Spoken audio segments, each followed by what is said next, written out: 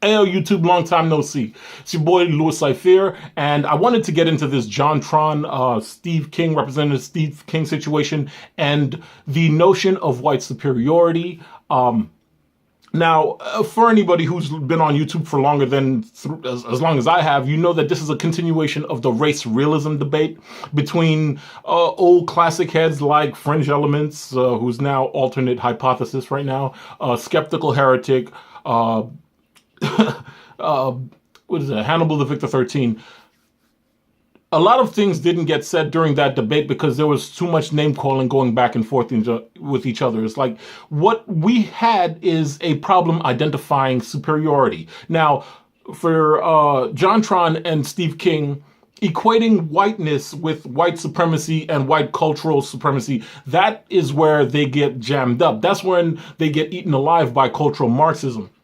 Now, cultural Marxism is the use of Marxist critique theory to eliminate any notion of any kind of superiority of all races. Now, they're especially hard on Western civilization because Marxist critique theory has Marxist leanings, and they want to devaluate capitalism, individualism, and rationalism as the foundation of a just society. So, Marxist critique theory is where you run into the buzzsaw. And here's how you avoid that.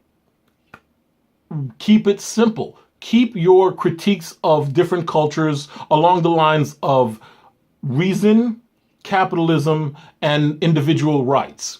That way you will not be called a racist if you do not believe that honor killings serves the best interests of this country. You will not be called a racist if 90% of a certain race of people join welfare and have low IQs and are on the dole, and some academic tells you that, okay, this is going to help the economy because they're going to pay it off down the line. That is not rational. That is not reasonable. And individual liberty, well, America is the birthplace of narcissistic individual liberty. I mean, if you guys would have read a little bit more Ayn Rand, this thing would be more clear. The fact is, America is exceptional in the fact that it allows for a third flawed God, the God of I. I want to do this. I'm going to. It's no mystery why rap music came out of American ghettos. It's no mystery why the tech sector came out of the suburbs of California. America is where people give birth to themselves, and they stand up for themselves, and they put that on a marketplace and they sell it, and that's how they give birth. That's how they self-actualize.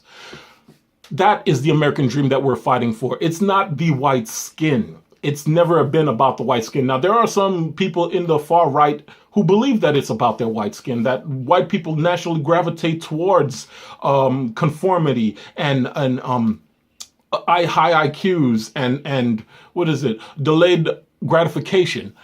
They haven't found the genes to that, so they just equate it with their white skin. And at the same time, they look at the statistical analysis of how black people end up in disproportionately locked up, and they don't want to look at the data about incarceration rates.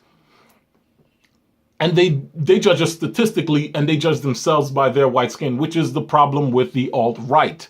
Now, I want to assure you that there's a difference between being a white supremacist and a cultural supremacist. I'm a cultural supremacist.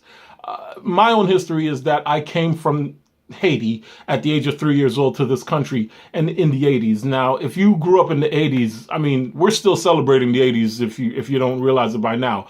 I went from Haiti to Hulk Hogan. I went from watching nothing to basically watching just a mountain of media and culture and grandiose visions of what a man could be. That is the America. It is an individualistic, rationalistic, capitalistic society, and that's what you should stay arguing about. Don't get bogged down about white skin.